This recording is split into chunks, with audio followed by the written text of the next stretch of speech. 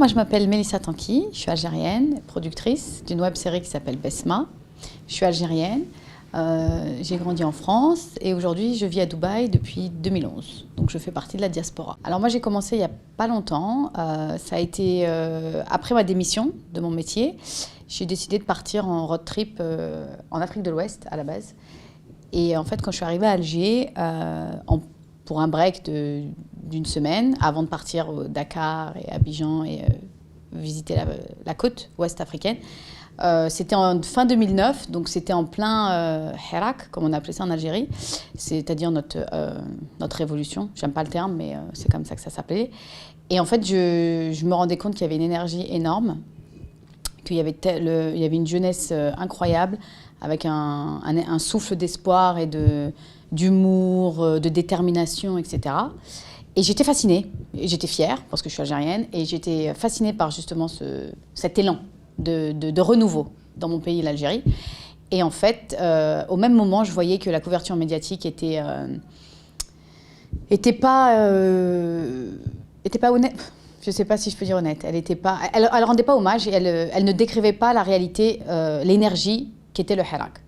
Mon déclic, ça a été un devoir pour ma patrie. C'est vraiment, j'ai senti qu'il y a un moment donné, c'est à nous de raconter notre histoire. Il ne faut plus laisser peu importe qui vienne venir avec leur caméra et dire bon alors vous pensez quoi, etc. Surtout que malheureusement en Algérie, l'Algérie étant un pays fermé, il faut le savoir, les narratives, enfin les reportings sur ce qui se passe en Algérie, c'est toujours d'une même partie du monde, avec les mêmes spectres, les mêmes prismes, la même chose, et parfois le même mépris. Donc mon déclic, ça a été ça, c'est de dire non mais vous allez arrêter de raconter vos bêtises, c'est à nous de raconter qui nous sommes. Donc mon déclic, il vient de là. Donc c'est un devoir patriotique pour dire non mais c'est bon. Dieu merci, aujourd'hui, il y a la révolution digitale, et les réseaux sociaux, il y a tout ça. Donc, on a les outils. Moi, j'ai toujours aimé storytelling. Le marketing, c'est du storytelling. J'ai toujours aimé raconter des choses. Et après, pourquoi, maintenant que je me lance dans la production, je ne fais pas une formation de audiovisuel? Parce que je me rends compte que moi, ma compétence, c'est dans le business mindset. J'ai une carrière corporate, donc chercher les sponsors, chercher toutes ces choses-là, il y a un besoin de business mindset dans la production audiovisuelle. Donc je préfère m'associer avec des talents locaux, des créateurs créatifs, très passionnés par ce qu'ils font, leur donner, entre guillemets, mon élan et ma vision, en leur disant voilà, et après je les laisse faire la magie. Donc voilà, je me définis plus dans l'aspect business du métier. Le cinéma africain, je pense qu'il y a tellement à faire. En fait, le cinéma africain, moi je trouve qu'il y a une créativité énorme en Afrique. Que ce soit, alors bon, je connais plus l'Afrique du Nord forcément, mais il y a la créativité, mais à tous les niveaux. Donc déjà, c'est un terreau à potentiel.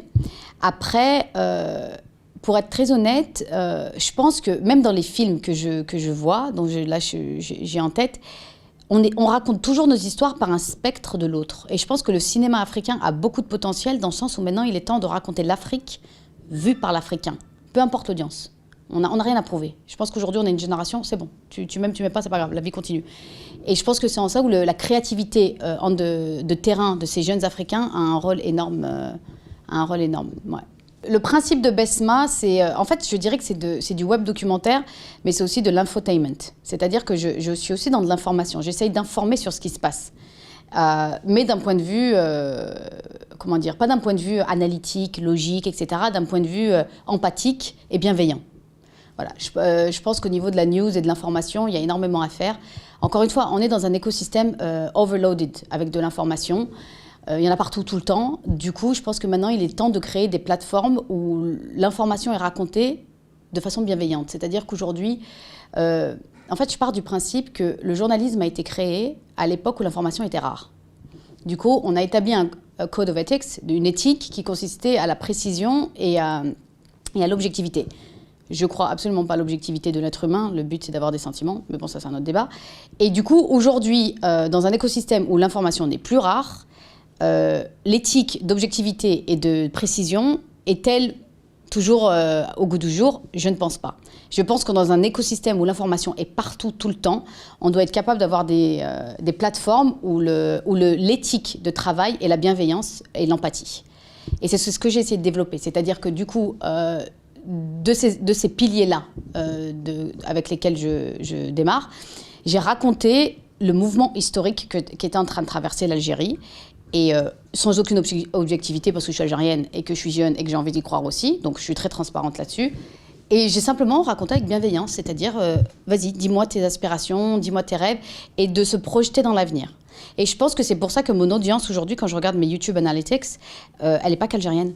Mon audience, en fait, elle est assez vaste, internationale. Je suis basée à Dubaï, donc j'ai beaucoup d'amis étrangers. J'ai une amie pakistanaise qui m'a dit « mais I can so relate to what they said ». Donc il y a beaucoup de gens et même des amis africains, qui me disent « non mais de toute façon, c'est ce dont on a besoin d'entendre ». Et voilà, donc BESMA, c'est ça, c'est le Empowering Local Narrative et d'y croire, avec beaucoup de positivité, d'optimisme et la bienveillance. Le prochain pays où j'aimerais aller, ce serait le Rwanda.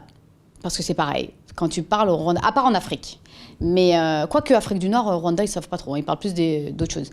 Mais c'est pareil, le Rwanda est en train d'accomplir des miracles. Est-ce qu'on est vraiment en train d'occuper le paysage médiatique avec les miracles de ce qui est en train de se passer au Rwanda? Je ne suis pas sûre. Et du coup, voilà, j'aimerais bien aller m'intéresser à comment... En fait, ce qui me passionne sur la question du Rwanda, c'est en 20 ans. Comment, en 20 ans, après un terrible génocide, ils ont réussi à transformer le pays comme ça. Je pense que beaucoup de pays africains peuvent s'en inspirer. Après le Rwanda, j'aimerais bien faire le Nigeria. Le Nigeria, c'est parce que j'habite à Dubaï et que les Nigérians sont partout à Dubaï maintenant. Et je rencontre plein de Nigérians tout le temps. Et puis même la musique, ils sont en train d'envahir le paysage de l'entertainment. Les films aussi, Nollywood. Et ils sont, ouais, non, c'est Lagos, quoi. Enfin, je sais pas, j'ai envie d'aller découvrir Lagos. Et après, l'Afrique du Sud, ouais. Donc, c'est mes projets court terme, moyen terme. Je sais pas, Inch'Allah, combien de temps ça va prendre. Mais ce serait faire Rwanda, Nigeria et Afrique du Sud. Et pareil, je ferai pareil. J'irai, je vais partir en observation. Je de comprendre la société. Et let's see the story I capture. Et je verrai ce qui est sympa à raconter.